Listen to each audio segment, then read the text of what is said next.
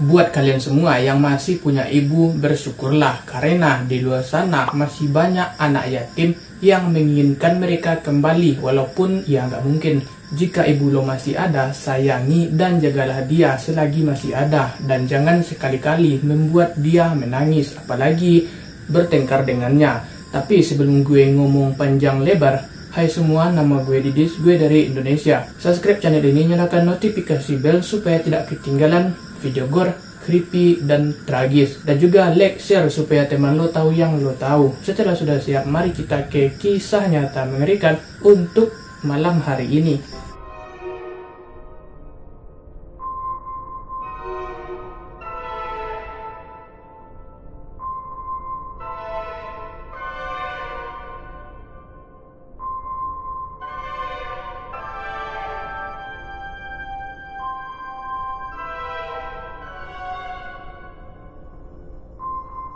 Pada malam tanggal 31 Desember 2023, tepatnya di malam tahun baru 2014 di Amerika Serikat, ada seorang pria bernama Christian Gomez. Dia adalah seorang pria berusia 23 tahun yang tinggal di Old Summer, Florida bersama ibunya yang berusia 48 tahun yang bernama Maria. Di masa mudanya, Christian digambarkan sebagai orang yang sopan, peduli, dan baik hati. Meskipun ketika dia berusia ke-18 tahun, perilakunya mulai berubah dengan sangat cepat. Dia mulai mengisolasi dirinya sendiri dan menunjukkan beberapa perilaku yang mengkhawatirkan. Dia kehilangan pekerjaannya, berhenti menjaga kebersihannya, tetapi yang paling mengkhawatirkan adalah keluarganya sering menemukannya berdiri di luar di taman sedang berbicara sendiri. Dia kemudian tiba-tiba mulai bertindak tidak pantas terhadap adik perempuannya yang masih remaja dan akan mendekatinya terus-menerus. Dia melakukan ini begitu sering sehingga Maria tidak lagi mengizinkan Christian untuk tinggal di rumah sendirian dengan saudara perempuannya tadi. Tidak mengherankan saudara perempuannya tidak lagi merasa aman di rumah sehingga dia memutuskan untuk tinggal dengan kerabat lainnya. Gara-gara Christian dia udah mulai nggak nyaman di rumahnya dan memutuskan untuk pindah. Nggak tahu pindahnya kemana, gue nggak dapat informasi lebih lanjut. Dan sekarang di rumah cuma ada tinggal Christian dan ibunya saja. Diketahui sejak 2009 Christian udah pernah ditangkap sebanyak 3 kali. 2 kali karena buat onar dan melawan pihak berwenang, dan sekali karena perilaku tidak tertib yang mengkhawatirkan. Maria membawanya ke psikiater dan memeriksakan kesehatan mentalnya. Christian didiagnosis dengan depresi, gangguan bipolar, dan skizofrenia. Christian diberi resep sejumlah pil untuk mengatasi masalahnya, tetapi dia sering menolak meminum pilnya, yang menyebabkan kesehatan mentalnya semakin memburuk. Christian akan menghabiskan sebagian besar waktunya di kamarnya, mengisolasi dirinya dari keluarga dan teman-temannya. Keluarganya juga akan menemukannya duduk di taman dengan Alkitabnya yang berbicara dengan bintang-bintang. Ya, rada-rada kurang beres nih anak. Untuk mengendalikan perilakunya, Maria sebagai ibu harus menyelinapkan obatnya ke dalam makanan dan minumannya. Ini adalah salah satu cara agar dia bisa membuatnya meminumnya, karena jika minum obat langsung dia tidak mau. Meskipun Christian meminum obatnya, perilakunya masih belum terkendali. Maria membawa Christian ke berbagai mental health nasional yang mereka lakukan hanya menawarkan kombinasi pil yang berbeda dengan dosis yang berbeda pula, tapi tidak menanggapi kesehatan Christian dengan serius. Yang dia berikan cuma pil lagi, dan pil lagi dengan dosis yang tinggi. Lalu Maria mencoba yang terbaik untuk menempatkannya di semacam fasilitas di mana dia bisa dirawat untuk masalahnya dengan orang-orang yang akan dapat merawatnya dengan baik. Maria bisa mendapatkan Christian seorang terapis. Christian memberitahu terapis ini bahwa dia paranoid. Keluarganya menontonnya melalui televisi dan bahwa pada malam hari dia akan mendengar suara-suara berbicara kepadanya yang berasal dari bawah tempat tidurnya. Dia sering berjuang untuk tidur karena dia harus membalik kasur beberapa kali untuk semalaman untuk melihat siapa yang ada di bawahnya. Dia juga menyebutkan bahwa dia merasa seperti dia adalah beban bagi keluarganya, terutama ibunya. Maria melakukan semua yang dia bisa untuk Christian. Dia akan meninggalkan kantor lebih awal untuk membawanya ke tempat kesehatan mentalnya. Dia akan membayar semua obat dan pada akhirnya dedikasinya kepada Christian mengakibatkan dia kehilangan pekerjaannya. Namun dia berpegang teguh pada pendiriannya bahwa suatu hari dia akan bisa mendapatkan bantuan yang dibutuhkan untuk membuatnya jauh lebih baik lagi. Meskipun Maria memiliki harapan, dia agak takut pada Christian karena mendengar suara-suara di bawah tempat tidurnya. Christian sering duduk di ruang tamu semalaman dalam kegelapan total. Ibunya selalu berjaga-jaga kalau dia menjadi kasar. Maria akan tidur dengan pisau di bawah bantalnya kalau hal buruk akan terjadi. Dan sekarang kita tiba di malam tahun baru 2014. Diketahui Christian juga memiliki kakak laki-laki bernama Mario. Saat ini Mario berusia 27 tahun dan telah pindah ke rumahnya sendiri. Tetapi dia berada di rumah ibunya, yakni Maria, untuk periode perayaan tahun baru. Karena tahun baru, dan dia bermalam di rumah ibunya untuk merayakan tahun baru 2014. Christian telah berputar lebih jauh. Dia mengisolasi dirinya sendiri, memilih lebih menghabiskan sebagian besar periode perayaan tahun baru di kamarnya sendirian. Lantas saudara Christian juga berkunjung untuk tahun baru. Pada saat ini dia berusia 16 tahun.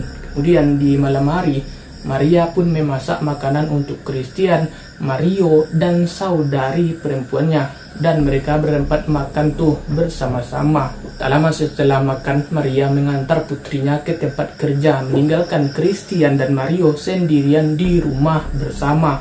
Kemudian Maria kembali ke rumah tak lama setelah itu, dan mulai dia memindahkan kotak dari garasi ke loteng. Selama beberapa hari terakhir, Maria membutuhkan bantuan untuk membawa beberapa kotak ini. Dia telah meminta bantuan Christian berkali-kali, tetapi Christian selalu menolaknya. Sampai hari ini di malam tahun baru, Mario kemudian mengatakan bahwa dia sedang duduk di ruang tamu sedang membaca buku. Ketika Christian mendekatinya tanpa mengucapkan sepatah kata pun, dan hanya duduk dan memperhatikannya. Setelah beberapa menit berlalu, Maria masuk ke kamar Christian dan dia bertanya kepada Christian seperti yang dia tanyakan lalu-lalu, apakah dia akan membantunya mengambil beberapa kotak dari garasi ke arah loteng. Kali ini Christian berkata ya dan mengerti, saya mau, dan mengikuti ibunya ke garasi. Mario kemudian melanjutkan membaca bukunya. Saat dia membaca, dia mendengar suara seperti bunyi dentuman yang berasal dari garasi, tetapi tidak ada suara lain yang mengikuti. Mario tidak terlalu memikirkannya. Mario hanya kembali membaca. Palingan alat-alat di garasi yang jatuh. Tak lama kemudian seorang wanita bernama Veronica yang berteman dengan Maria datang ke rumah. Veronica datang karena Maria berkata dia akan membantu mengecat rambutnya. Namun ketika Veronica mendekati rumah, dia bertemu dengan Christian yang berdiri di dekat pintu garasi. Yang sedang dia lakukan yakni mengepel tanah. Dia melihat ke bawah ke tempat dia berdiri untuk melihatnya mengepel. Apa yang tampak seperti cat merah, Veronica tidak terlalu memikirkan cat merah ini. Dia hanya berasumsi bahwa beberapa titik cat telah tumpah di garasi dan bahwa Christian hanya mengepelnya. Veronica berbicara dengan Christian, tetapi memperhatikan bahwa dia berperilaku sangat aneh. Dia mengeluarkan ponselnya dan menelpon Maria untuk memberitahu dia sudah tiba dan bahwa Christian bertingkah aneh.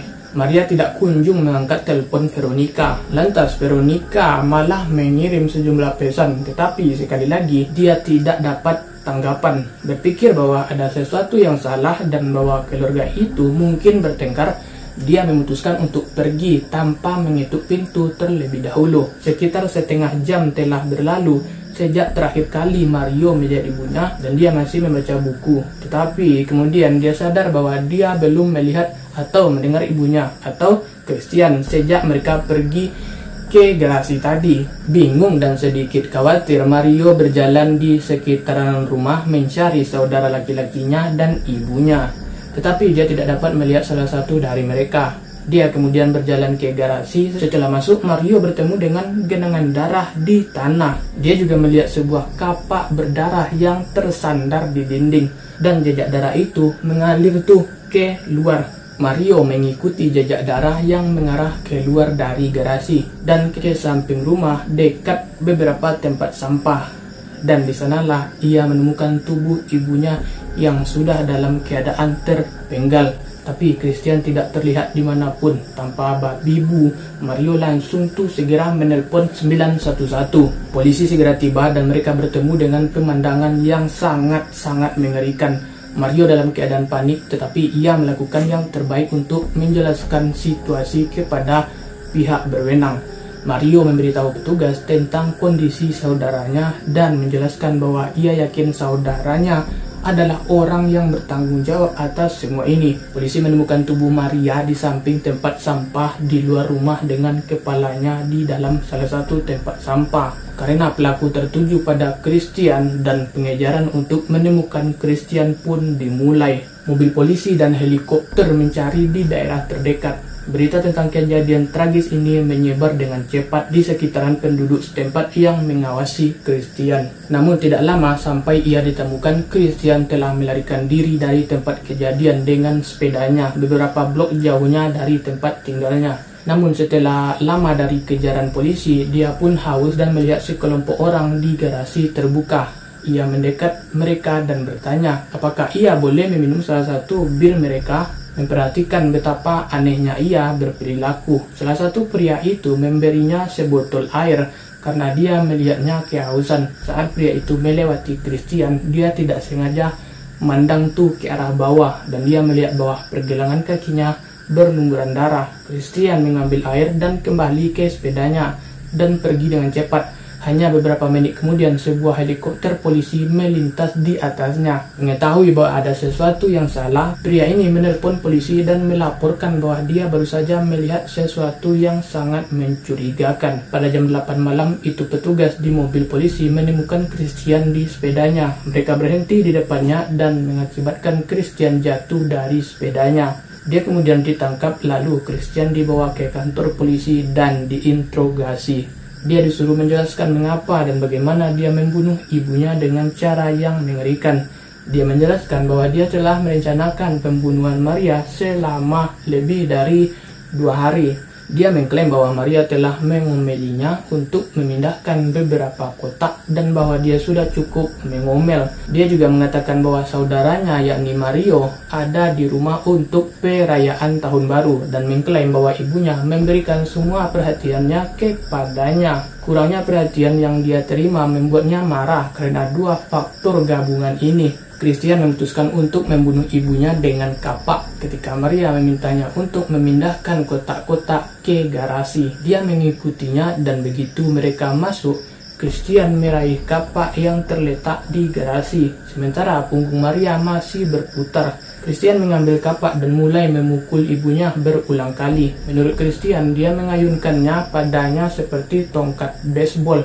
Maria kemudian jatuh ke tanah dengan kapak. Christian melanjutkan untuk memenggal kepala ibunya sendiri, menyeretnya ke tempat sampah dan melemparkan kepala ke tempat sampah tadi. Setelah upaya yang sangat singkat untuk membersihkan tempat kejadian perkara, lalu Christian kemudian naik ke sepedanya dan melarikan diri dari tempat kejadian. Saat dia menceritakan hal ini kepada polisi, ekspresinya tampak bersalah dan dia tidak ada penyesalan atas apa yang telah dilakukannya. Dia hanya mengatakan kepada mereka bahwa saya telah menghabiskannya. Saya berbicara dengan media dan berkata dengan cara yang sangat tenang. Dengan tenang, Christian menjelaskan apa yang dia lakukan, mengapa dia melakukannya, dan apa yang terjadi. Dan dengan berbicara kepadanya, lo tidak akan tahu dia memiliki penyakit mental apapun.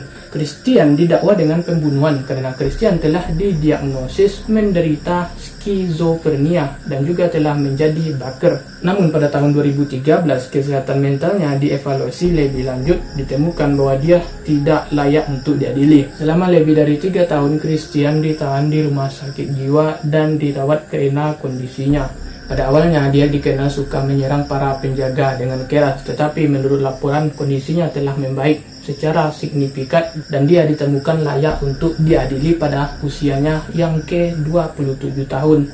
Christian ditawari kesepakatan pembelaan yang dia terima. Dia dijatuhi hukuman 25 tahun yang diikuti oleh 10 tahun masa percobaan. dan perawatan lebih lanjut, keluarga Maria percaya bahwa sistem kesehatan mental negara memenuhinya. Mereka mengatakan hampir tidak mungkin untuk menemukan bantuan apapun ketika keluarga mereka sangat membutuhkannya, dan menyebutkan bagaimana penahanan terjadi ketika pembunuhan Maria. Mereka menegaskan bahwa kondisi mental Christian pasti akan membuatnya dipenjara, baik karena tidak bersalah demi keselamatannya dan keselamatan orang lain, atau karena dia melakukan kejahatan yang mengerikan. Tentu saja tindakan pencegahan akan lebih baik daripada seorang wanita kehilangan nyawanya.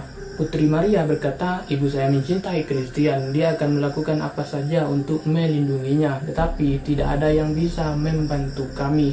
Dia pergi ke terapis, psikiater, dan konselor. Setiap kali sesuatu terjadi, mereka akan mengatakan untuk menambah dosis obatnya. Mereka tidak meluangkan waktu untuk melihat Christian dan mencari tahu apa yang sebenarnya salah dengannya." Saudara laki-laki Maria juga membuat pernyataan. Dia berkata, apa yang terjadi setelah dia dibebaskan, kemana dia akan pergi. Kakak perempuannya takut padanya dan ketakutan. Dia tidak hanya membunuh ibunya, tetapi dia ingin menjadikannya wanitanya. Tidak ada yang membunuh ibu mereka sendiri dan mengambil kepalanya. Ini berbeda, ini sangat-sangatlah jahat. Tapi penjara selama 25 tahun, 10 tahun masa percobaan itu terlalu sedikit menurut gue atas apa yang dia perbuat untuk ibunya sendiri. Karena ibulah kita ada di dunia ini. So, jadi itu adalah kisah anak yang durhaka kepada ibunya karena dia mempunyai penyakit mental dan juga punya kelainan. Buat kalian yang nonton video gue ini, lo harus berhati-hati dengan orang yang tidak sepenuhnya waras. Kalau itu ada di keluarga lo, mending cepat-cepat diobati. Kalau perlu, ya dibuang saja. Dan gue Didis pamit di hadapan lo semua dan see you on the next video. Bye-bye.